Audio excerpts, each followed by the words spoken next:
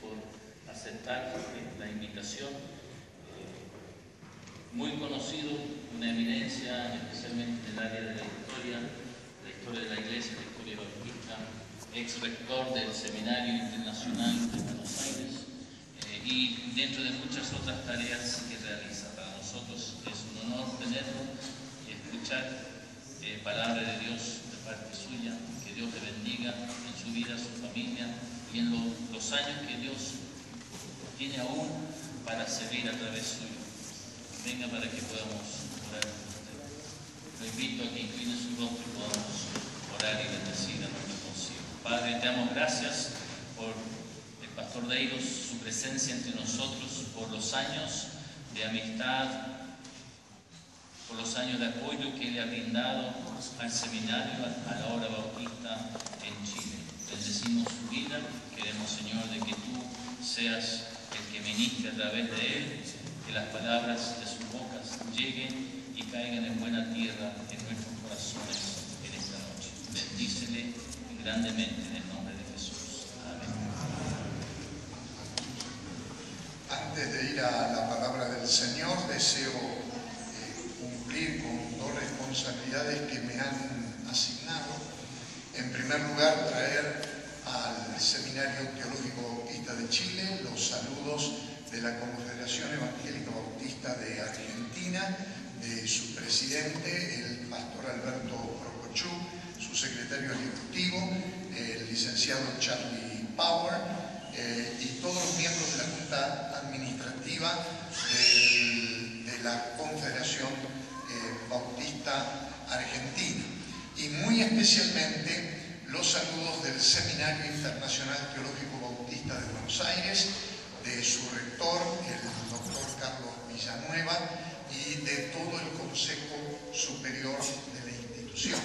Me han encomendado expresar el gozo del Seminario de Buenos Aires por estos 75 años que ustedes están celebrando y de manera más material entregarles el siguiente presente para que guarden de recuerdo el amor que nos ha unido a lo largo de muchos años. Chile ha estado presente desde la fundación del Seminario Internacional como Seminario Internacional en el año 1951 y siempre ha habido un representante de Chile en la junta directiva de este seminario. Yo recuerdo al hermano Francisco Coy, incluso al hermano McConnell, presente en estas reuniones, y ha sido permanente la presencia de estudiantes de Chile, estudiantes chilenos en el cuerpo de nuestros estudiantes. Y todavía seguimos ligados por los lazos de hermandad, de ministerios comunes para la gloria del Señor y la extensión de su reino. Así que en nombre de los bautistas argentinos y particularmente del seminario allá, que el Señor les colme de muchas bendiciones. De la placa que presenta el Galvano dice: honren en su corazón a Cristo como Señor y estén siempre preparados para responder a todo el que les pida razón de la esperanza que hay en ustedes. 1 Pedro 3:15. Al Seminario Teológico Bautista de Chile, con gratitud a Dios por sus 75 años de servicio fiel en la formación de hombres y mujeres para el extendimiento del reino. Seminario Internacional Teológico Bautista, Buenos Aires, Argentina, 29 de septiembre de 2014.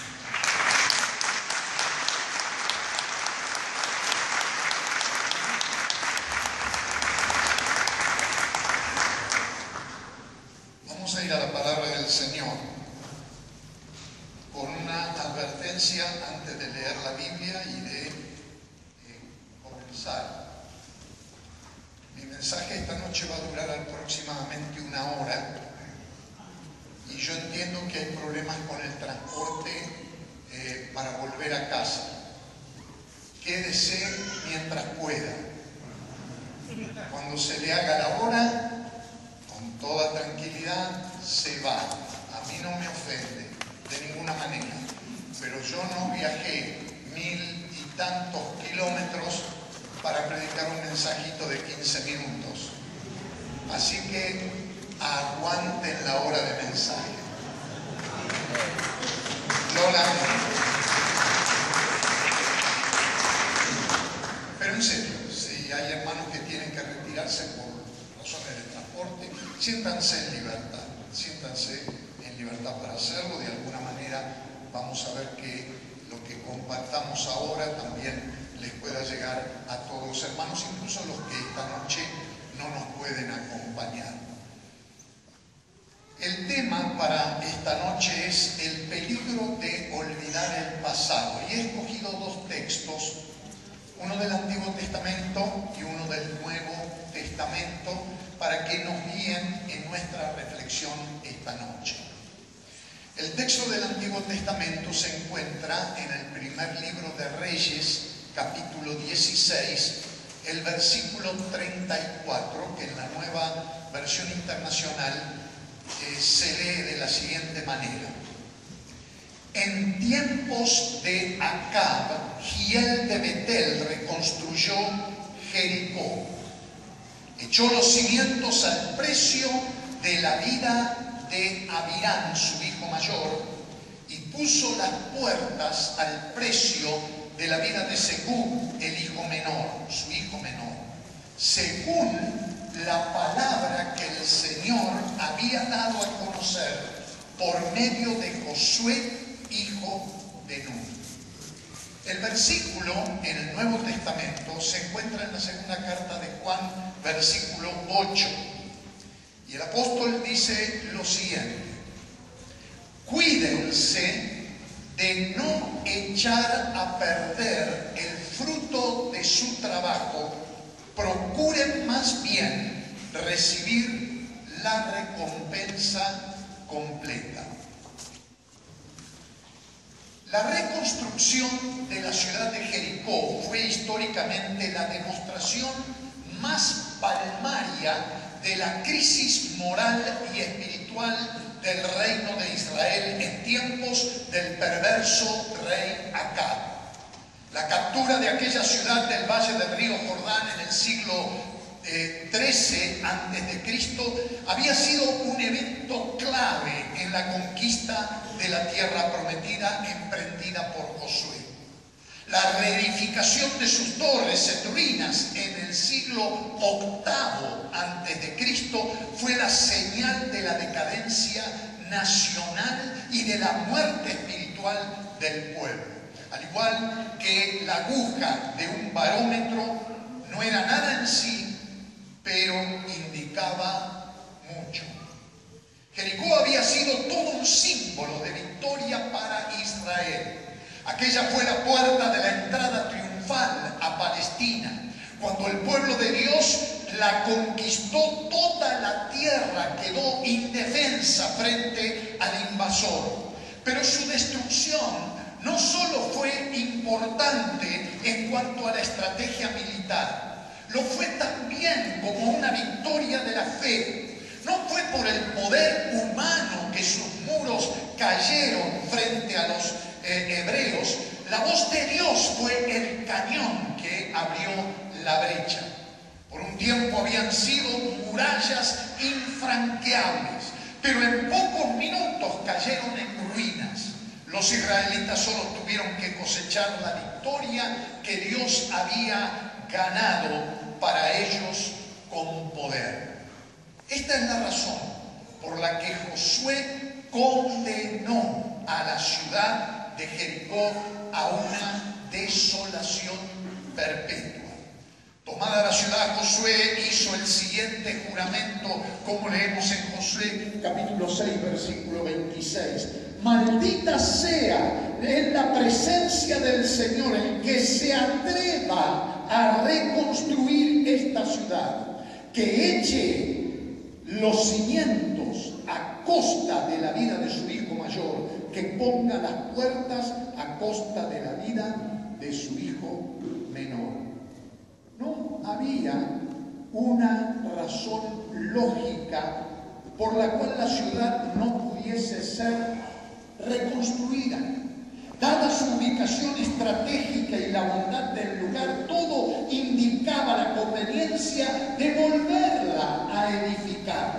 Sin embargo, perpetuando su destrucción y ruina, Josué estaba perpetuando también la fe que la había destruido. No hay un monumento más conmovedor que una ruina. Un montón de piedras, un arco derrumbado, una columna caída, pueden ser argumentos más contundentes de un pasado de victoria que el monumento más cuidadosamente esculpido. Así ocurrió por algunos siglos con las ruinas de Jericó. En los años posteriores a su caída, cuando los israelitas caminaban entre los restos de las murallas caídas de lo que alguna vez había sido esta orgullosa ciudad de Jericó, su memoria se remontaba con fe renovada a aquel día en el que Dios había ganado la victoria para su pueblo. No hay nada que anime más el corazón en tiempos de crisis y debilidad, como volver a visitar las escenas de un gran pasado. Tener o traer a la mente aquellos pecados y fracasos morales que alguna vez dominaron la vida, pero que ahora están vencidos. Escalar una vez más la colina de las dificultades que ahora no parece ser tan empinada ni difícil. Contemplar las murallas demolidas de Jericó y vivir nuevamente la victoria que las derrumbó. Todo esto es como agua refrescante para el alma sedienta. Sin embargo, los años y los siglos fueron pasando desde aquel tiempo glorioso de victoria. Ahora el pueblo era otro. No era la legión de valientes que siguió a Josué. Los reyes Omri y Acab ocupaban el trono de David y Salomón. La fe de Israel se encontraba en decadencia. La idolatría estaba en pleno apogeo. La memoria de los muros de Jericó era débil y lejana, y fue precisamente en este tiempo que Giel de Betel reconstruyó Jericó. No obstante, si bien olvidada como recuerdo, la maldición de Josué no había perdido su poder y vigencia. Tan pronto como se echaron los cimientos de la nueva ciudad, el oráculo se hizo efectivo. El hijo mayor del fundador encontró la muerte. Podemos imaginar al pueblo al recordar la vieja maldición y procurar disuadir a Giel de continuar con su obra. Pero no, todo resultó en vano. El temerario constructor continuó con su desafiante labor. Se colocaron las puertas y una vez más se cumplió la profecía. Su hijo menor murió durante la inauguración de la nueva ciudad. Así todo, la pérdida no había sido solo para Giel, el constructor. En realidad, la reconstrucción de Jericó había sido un fracaso nacional. El pueblo había perdido una victoria. Las viejas torres de Jericó una vez más se levantaban, pero ahora como un testimonio de la decadencia de un pueblo que vivía de espaldas a Dios. Aquel monumento a la fe había sido destruido. El enemigo vencido había retornado. Y este es el pensamiento que deseo compartir con ustedes esta noche. Quiero advertirles del peligro de olvidar el pasado. Deseo hablar del pueblo que olvida el pasado y sus consecuencias, las consecuencias que esto acarrea. Voy a referirme a aquellos hombres y mujeres que dejan de lado las victorias que la fe en el Señor les ha dado y les puede seguir trayendo. Cuídense, dice el apóstol Juan, de no echar a perder el fruto de su trabajo. Procuren más bien recibir la recompensa completa.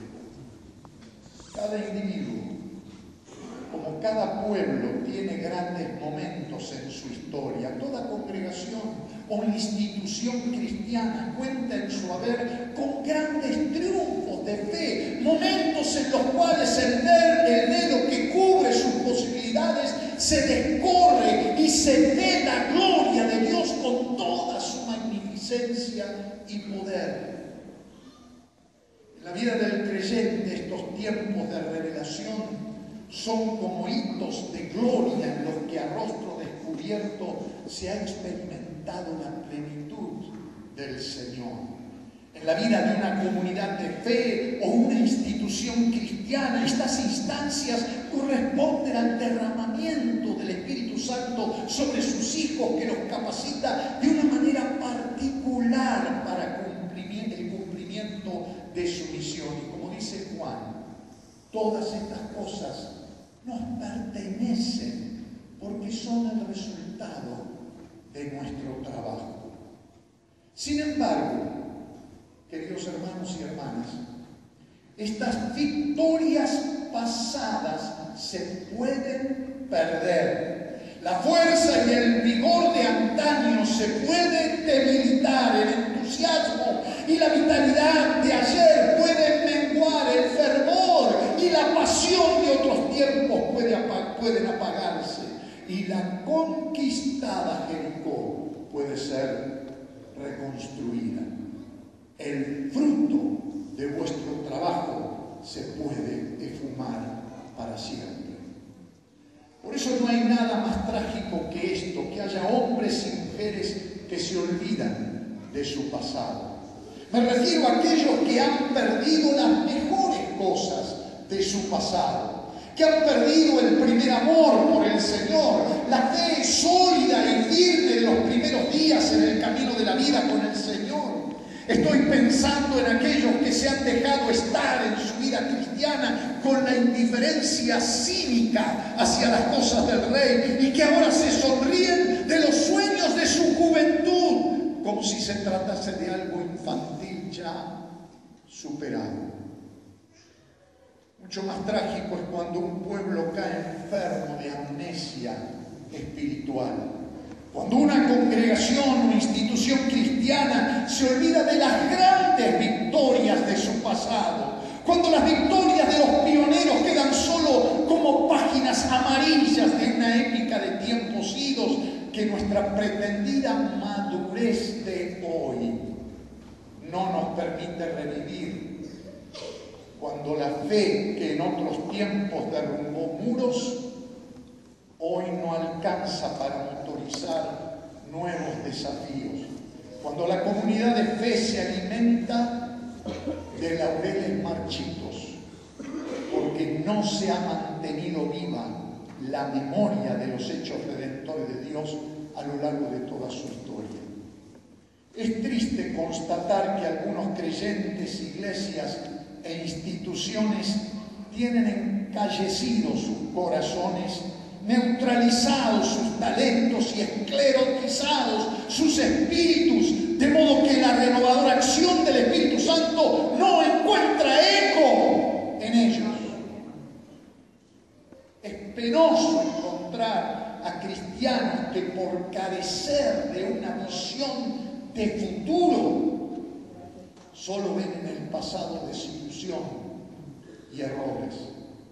Es doloroso ver que para muchos los héroes de la fe y los fundadores de la obra son apenas estampas del pasado sin mayor significación para el presente.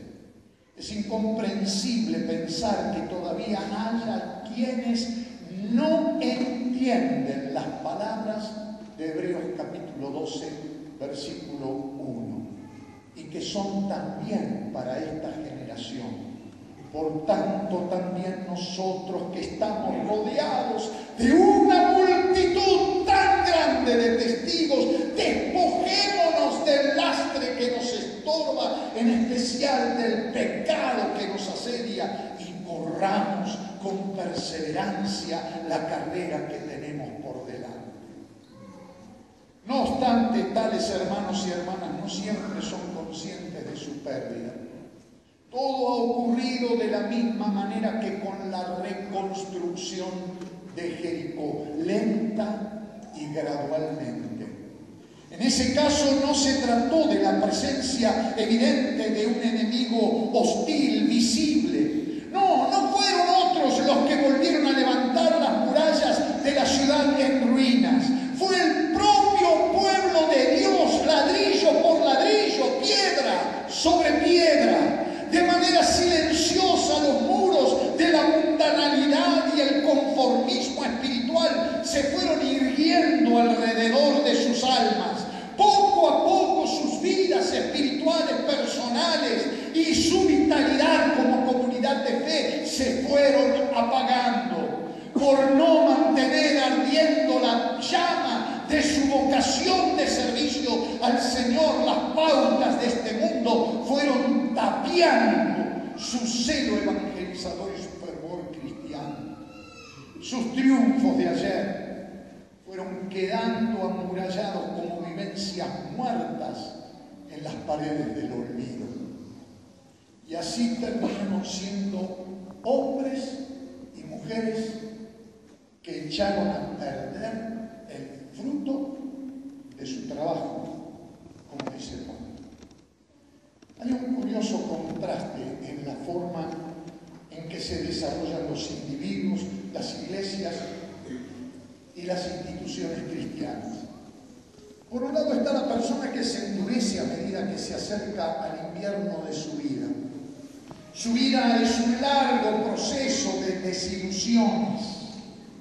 Tal persona se ha pasado los años mirando críticamente a los demás y ahora no confía en nadie, y como resultado nadie tampoco confía en él o en ella. Su vida se ha quedado sin fruto. Es estéril.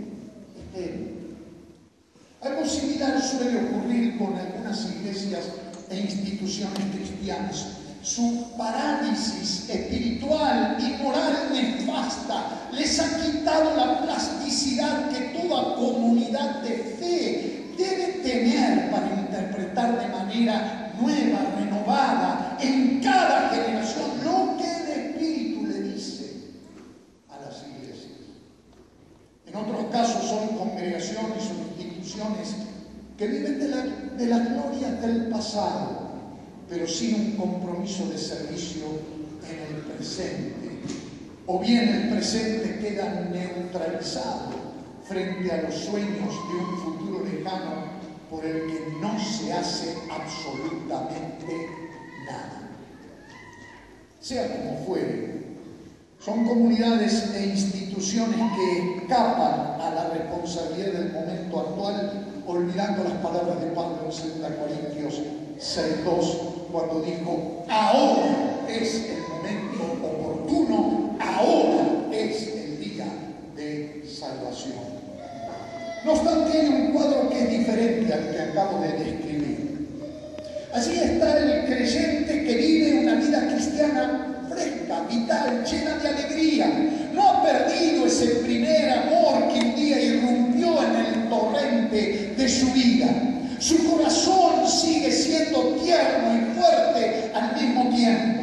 Su fe en el Señor y su confianza en los hermanos, en sus hermanos, no ha decaído. Su mente se interesa por cada cosa nueva, todo lo investiga y retiene de ello lo mejor. Tiene sus ojos y sus oídos atentos a los cambios que se producen, como los creyentes de Berea, de los que dice la palabra, que todos los días examinaban las Escrituras para ver si era verdad lo que se les anuncia.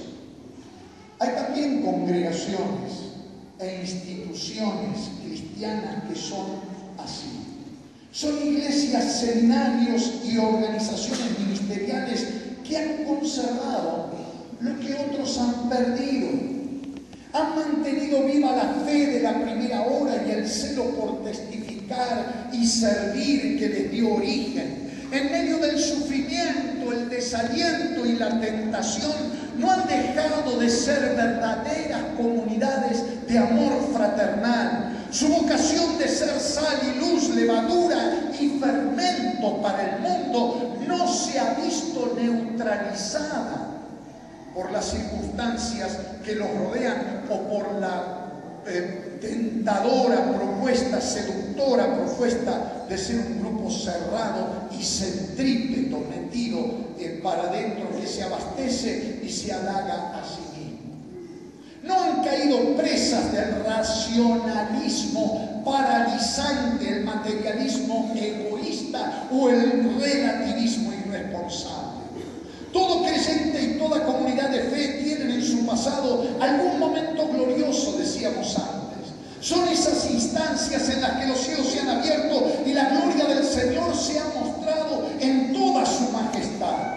Son esas vivencias en las que la fe en el amor de Dios nos ha llenado de profunda satisfacción. En circunstancias así nos pareció oír como ocurrió con el joven profeta Samuel, la voz del Señor llamándonos por nuestro nombre. Absortos ante la visión celestial, hemos preguntado también como el apóstol Pablo: Señor, ¿qué quieres que yo haga? Muy profundamente dentro de nuestro corazón hemos escuchado la voz del Señor convocándonos a su servicio. Podemos recordar ahora aquellos magníficos momentos. Está viva en nuestra memoria la cadencia de la voz divina llamándonos a dedicarle la vida. Aquellas experiencias fueron claves, fueron verdaderos pivotes sobre los cuales se movió toda nuestra vida. Oír la voz de Dios y ser testigo de sus acciones de poder fue como tener la victoria al alcance de la mano. Pero me pregunto y les pregunto a ustedes, ¿dónde está esa voz hoy? En el caso de muchos podemos decir que continúa siendo el tesoro más preciado de la experiencia cristiana cotidiana, pero ¿qué de otros? Quizás esa voz ya no suene como sonó en la primera hora. El viejo entusiasmo se encuentra muerto y seco. No es más que un montón de cenizas del pasado en las manos de creyentes débiles y fracasados. Los muros de Jericó se han vuelto a levantar, las cosas que se trabajaron con esfuerzo, el tiempo y las circunstancias se han ocupado de borrarlas. El momento de la visión se ha ido e intereses mezquinos han ocupado su lugar. Algo similar puede ocurrir con una congregación o institución cristiana. La comunidad de fe puede nacer como el resultado de una gran misión de fe. Una empresa cristiana puede ser la respuesta del pueblo del Señor a la voz de Dios que desafía a los suyos. Pero si esa misión y llamamiento no son avivados permanentemente por la energía inagotable del poder del Espíritu Santo, se perderán. Si una iglesia o institución cristiana no mantiene viva su fe, esta morirá. Si no renueva su vocación, esta perderá su sentido. Si no reafirma su compromiso con el Señor, los viejos muros de la derrota volverán a levantarse y el resultado será que su trabajo, como dice Juan, se perderá. Se perderá. El Seminario Teológico Bautista de Chile, en este día de celebración de su 75º aniversario, está necesariamente mirando con acción de gracias al pasado. La celebración de 75 años continuados de testimonio cristiano y de servicio para la formación ministerial de hombres y mujeres para la causa del reino de Dios en este país es una ocasión propicia para hacer una evaluación de su trabajo, el trabajo de ustedes, como señala Juan. Los pioneros de la obra les legaron una herencia de valor y dedicación. Sus vidas se gastaron en aras de un sueño que hoy ustedes pueden disfrutar. Sin embargo, cabe preguntarse si han sabido aprovechar la riqueza de amor y fe que les viene de sus antecesores en el camino del Señor. Quizás en esta ocasión festiva sea bueno y necesario pensar en aquellas cosas del pasado de ustedes que han olvidado o perdido. El primer amor y la devoción de su fe en Dios, el entusiasmo y la pasión de la edad juvenil, la fidelidad y la consagración en el servicio, la rectitud delante de Dios y de los seres humanos, el celo y la vocación evangelizadora.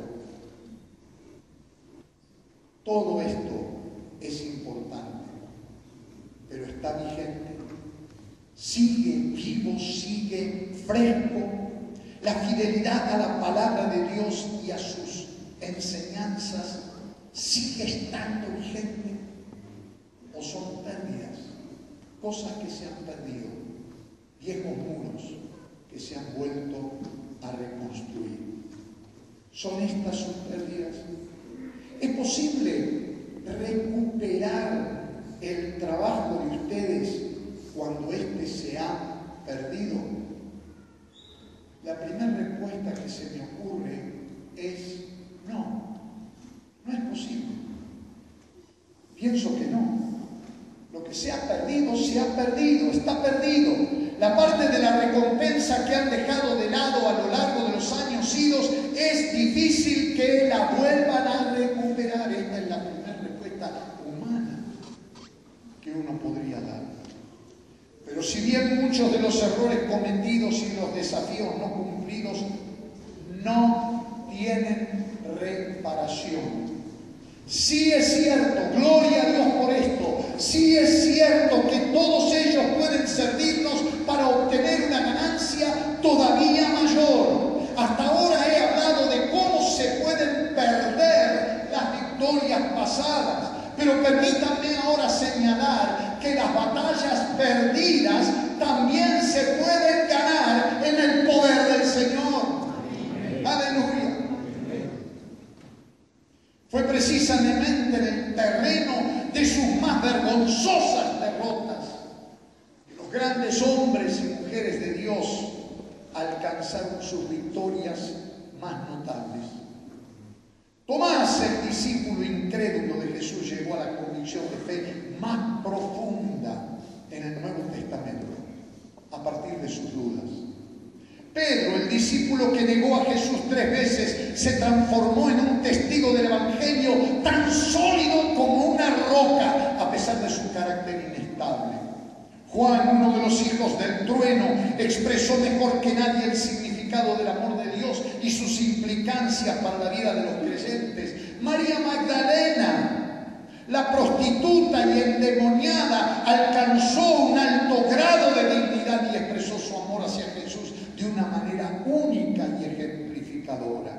Pablo, el perseguidor de los creyentes, se convirtió en el promotor más dinámico del camino.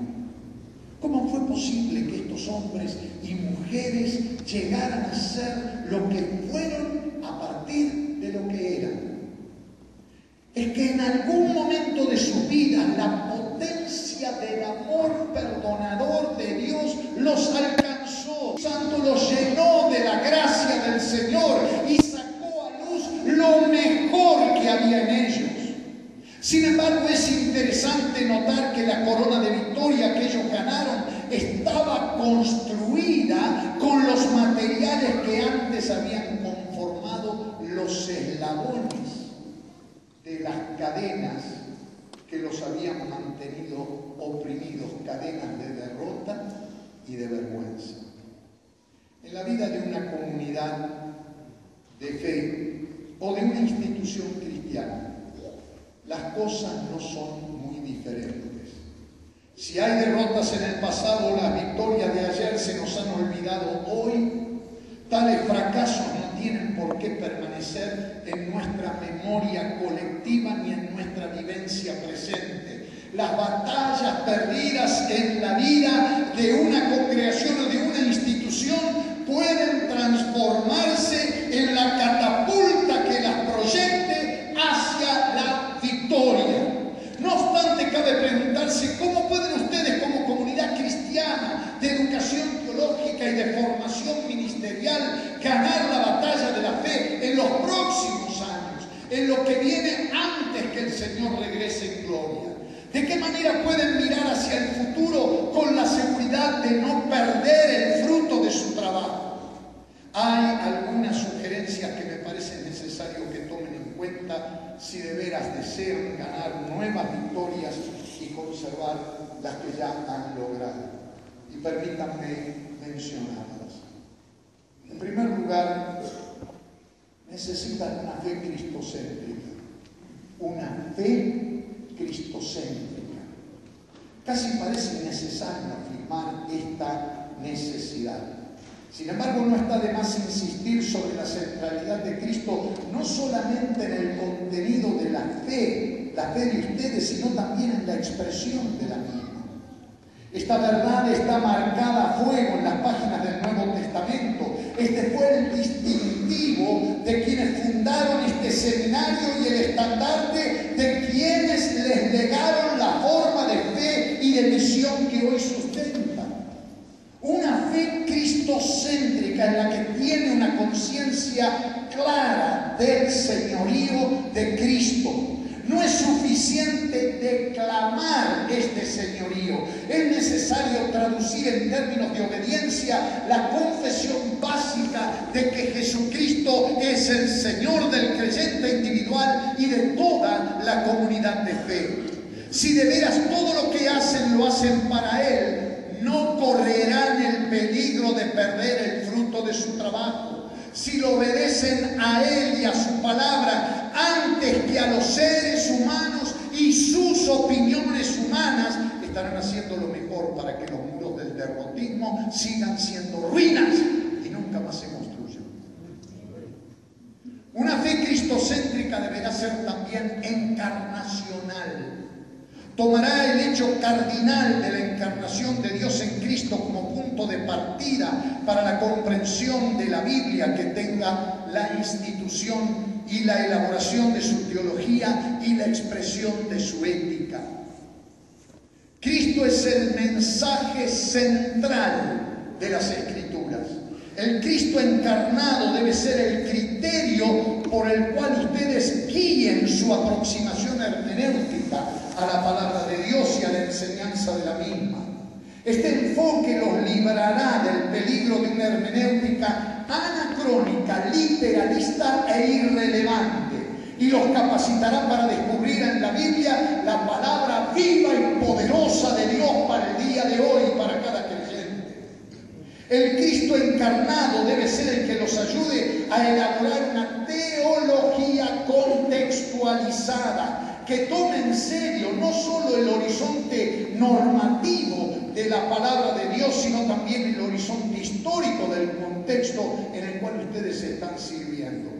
Ustedes necesitan de una teología que no se entretenga en la discusión de cuestiones que a nadie le interesan o que son abstracciones que poco tienen que ver con las urgencias de un mundo en crisis. Una teología encarnacional dará relevancia al mensaje que proclaman y pondrá un tinte profético a su predicación. Chile necesita oír palabra de Dios en estos días de desasosiego y confusión que nos toca vivir. Además, una teología encarnacional se traducirá necesariamente en una ética más pertinente. Las cuestiones éticas han saltado a la escena contemporánea como uno de los elementos que más cautivan la atención y el interés de todos. Pero la ética cristiana carecerá de valor si no se apoya en el paradigma de vida que Jesús estableció como el Verbo hecho carne. Una fe cristocéntrica los va a ayudar también a enfocar su misión en términos de servicio. Muchos de nuestros fracasos son el resultado de haber convertido la estrategia que Jesús estableció en Marcos 10:45 y de haber invertido esa estrategia cuando Él dijo, porque ni aun el Hijo del Hombre vino para que le sirvan, sino para servir y para dar su vida en rescate por muchos. Si la vida de ustedes como creyentes y como seminario no asume con firmeza el compromiso de servicio al que nos convoca el Señor, entonces estarán distorsionando la esencia de su misión y el sentido de su fe. Solo una actitud de servicio sacrificial puede librarnos de la frustración de la esterilidad espiritual, o sea, de perder el futuro de su trabajo en el reino de Dios.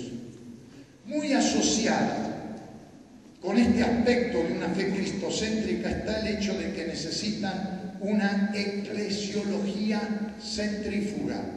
Una eclesiología centrífuga. Mucho se ha hablado de los problemas del organizacionalismo, el institucionalismo, el pastorcentrismo, el denominacionalismo y otros males propios de una eclesiología centrípeta, para adentro, de paredes adentro. Cuando una comunidad de fe mira hacia adentro de sí misma, le ocurre lo que al visitante de una sala de espejos en un parque de diversiones. Su propia imagen se distorsiona mientras él se entretiene mirando sus deformaciones, confunde la realidad con la ficción y, lo que es peor, no encuentra el camino de salida.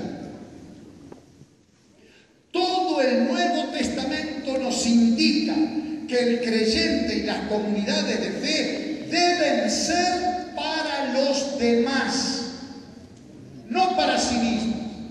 Es un salirse de sí misma para ir al mundo con el Evangelio. Es cuando hace esto que la Iglesia entonces se encuentra verdaderamente el sentido de su misión. Con el seminario como institución cristiana ocurre lo mismo. Mientras la congregación o la institución esté replegada sobre sí misma, mirándose el ombligo e inmóvil sobre la misma baldosa por años y años y años, sin levantar los ojos y ver que los campos del mundo ya están maduros para la cosecha, quedará atrapada en la más vergonzosa de las derrotas y su trabajo será inútil. Es como si los muros de Jericó continuaran en pie, mientras adentro la iglesia o el seminario o lo que sea sigue con sus fiestitas religiosas celebrando su miserable condición de pequeño pueblo muy feliz. No es para esto que Cristo los ha llamado. Primera Pedro 2:9 dice que el Señor los ha llamado de las tinieblas a la luz. Y luz admirable. Él no los llamó para que se halaguen unos a otros y se entretengan jugando a la iglesia o jugando al seminario. No es un juego, es una misión. Hace 75 años, Él los llamó para que sean una agencia de servicio de su reino en el mundo, para que salgan del encierro de las 4 paredes de su edificio y caminen las calles de la ciudad anunciando a Cristo y formando al pueblo de Dios para el ministerio. Esta es la tarea. Él les dio vida como institución para que, como dice el apóstol Pablo en Efesios 4:12, capaciten al pueblo de Dios para la obra de servicio para edificar el cuerpo de Cristo. Todos los creyentes tienen que estar involucrados en esta tarea. Porque este deber de edificar el cuerpo de Cristo es para todos los creyentes chilenos, para que sean testigos del Evangelio del Reino y salgan a levantar la cosecha de almas que ya está lista para ustedes. Él los puso en este país para que preparen a las iglesias, a fin de que en el nombre de Jesús proclamen el Evangelio, sanen a los enfermos y echen fuera demonios. Es decir, para que como sus discípulos trabajen con fruto y reciban una recompensa completa, no a medias. Es por esto que en tercer lugar, y ya voy terminando, necesitan de una praxis neumatológica. No se asusten, ahora lo voy a explicar. Una praxis neumatológica. Si es que quieren permanecer en el clima de la victoria. Permítanme aclarar que por praxis entiendo un programa de acción que está orientado por una idea sustancial. No me refiero a un programa de actividades, de esto tenemos un montón. Estamos aburridos de programas de actividades que no sirven para nada en la iglesia, por lo menos no sirven para el reino. Así que programas, actividades tenemos de sobra y en la generalidad de las iglesias y de las instituciones cristianas se trata de movimientos de trompo carentes de toda significación en términos del reino de Dios. Están inventadas para entretener a los creyentes para que no cumplan con la misión que tienen que cumplir, dada por el Señor. Lo que ustedes necesitan como una institución cristiana con 75 años de vida es involucrarse en un proyecto que exprese la acción redentora de Dios en este tiempo y en este país. No hay otra manera de lograr esto que no sea en el poder del Espíritu Santo. De allí que la praxis, la acción, deberá ser necesariamente neumatológica, es decir, gestionada por el Espíritu Santo. Es imposible llevar a cabo la misión de Dios si no es en el poder del Espíritu Santo. Es por ello que deberán derrumbar los muros de sus inventivas y de sus criterios carnales, de su inteligencia humana y de sus recursos materiales, de sus expectativas y cálculos racionalistas. La obra de Dios se lleva a cabo con el poder del Espíritu de Dios. De otro modo, correrán el riesgo de perder el fruto de su trabajo. La dependencia total del Espíritu Santo es vital. Solo Él puede enseñarles cuál es la voluntad de Dios para sus vidas y para la comunidad de fe como un todo. Solo Él puede ayudarlos a comprender el mensaje que deben predicar. Solo Él puede darles los recursos que necesitan para ministrar a Dios y a las personas en cumplimiento de la misión que les ha sido confiada. Solo Él puede asistirlos en su vocación de servicio a un mundo lleno de necesidades. Solo Él puede darles la orientación necesaria para cumplir con su vocación de educación teológica y de formación ministerial. Y finalmente,